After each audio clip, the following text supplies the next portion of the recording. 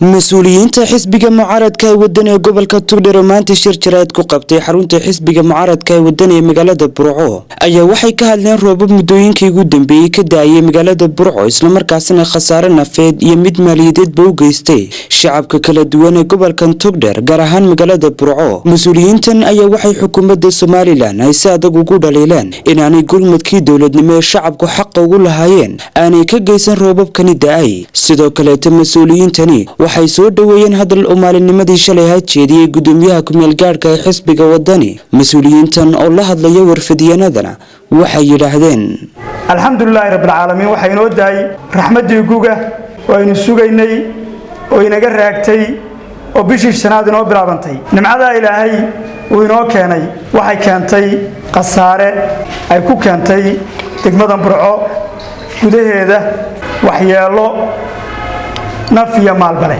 awalan waxaan halkan taxsiin uga diraynaa marxuumkii shalay guriga ku dumay ee ku geeriyooday xaafadda shacabka. magaaladu waxay jirtaa 100 sano iyo saayid. 100kaas sano iyo saayidka dhulkuna sidaas uu ahaa. togdheerina waa mari jiray.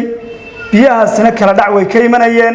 xaggaana buuraha qoyto way ka imanayeen oo togay wuxuuba soo abaarayeen. laakiin waxay lahaayeen goobo ay maraan iyo goobo xukuumaduhu ay u habeeyeen oo ay ka mid yihiin moosaskii dhaadheeraa ee magaalada dibadda lagaga wareejiyey. maanta waxaa dhacday in mooskii aan dib loo qaadin. waxa isweydiin leh isku habeen buu ahaa roobka burco iyo roobka hargeysa. laba habeenoo isku xiga bay ahaayeen.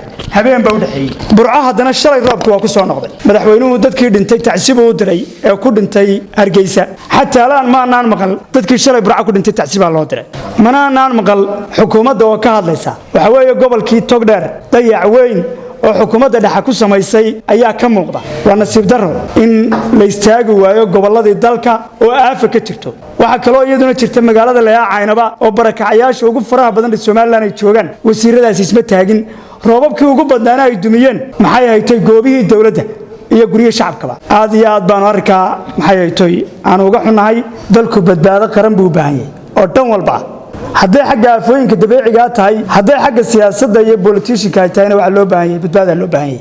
xilkuna wuxuu saaran yahay waa xukuumadda weey. waxaan kalaan doonayaa isagana inaan halkan uga mahad celiyo boqor Cismaan Maxamuud Burmadow oo shalay ku baaqay inuu gobolka Togdheer lagu qaban doono bacda Ramadaan shir lagu biin doono xanafihii doorashooyinka dadweynaha Somaliland soo kala gaadhay. waxaan leenahay cid kasta oo isu soo dhaweynaysa bulshada reer Somaliland haddaan nahay xisbiga rajada shacabka ee wadani waanu soo dhaweynaynaa.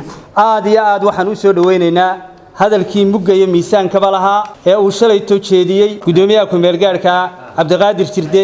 aad iyo aad baan u taageersannahay. waxaan leenahay arrintaas arrin xogogaal ah oo ummadda uu iftiimiyay oo u waramay oo u cadeeyay inaanay doorashada diidanayn wadani inay diyaar u yihiin laakiin ay waxa weeye xukuumadda ayna diyaar u ahayn buu ahaa. xukuumadda maanta jirta iyo madaxweynaha maanta jooga biixi waxaanu leenahay madaxweyne Riyaale dalka wuxuu ku wareejiyay madaxweyne Siinaayo dal midaysan iyo dad midaysan buu ku wareejiyay.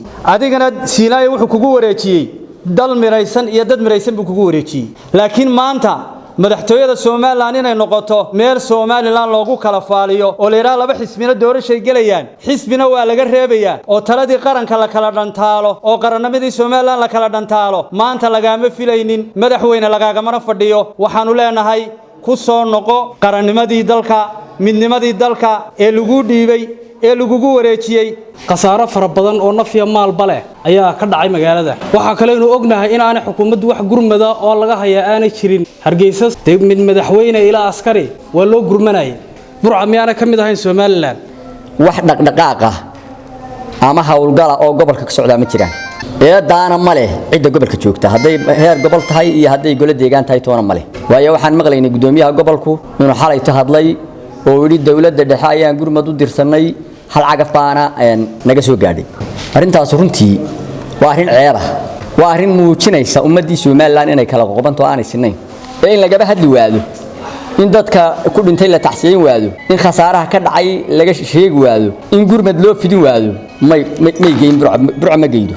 waxaan aad iyo aad u taageersanaa dan ah haddii taa la dhaafana aanay doorasho suuroobeen oo xaqiiqo ah yaan beel isu sheegin. xisbiga wadani oo ka maqan doorashada in xisbiga yar ee naafada ah u cid iyo kulmiye inay yiraahdaan doorashaanu qabanaynaa taas waa waxaan suuroobi xukuumaddu way ku fashilantay waxqabadkii bulshada waxaad markhaati cad ah waxa arkayseen gudoomiye barakacayaasha xilnif oo qarashkii yaraa loogu talagalay barakacayaasha saxaafad uu ku cambaaraynayo xisbiga wadan iyo mas'uuliyiintiisa bariyahan bashaashada soo fadhiyay madaxweynaha jamhuuriyadda Soomaaliland markii uu mucaaradka ahaa kilibadii uu duubay YouTube-ka ku jiraan wuxuu cadeeyay in aan civil service-ku aanay ka qayb gali karin siyaasadda xilnif waa civil service madaxweyne waxaanu ku leenahay ballanqaadkaagii ama se markii aad mucaaradka ha waxyaabihii aad daliili jirtay maanta hortaaday ka dhacayaan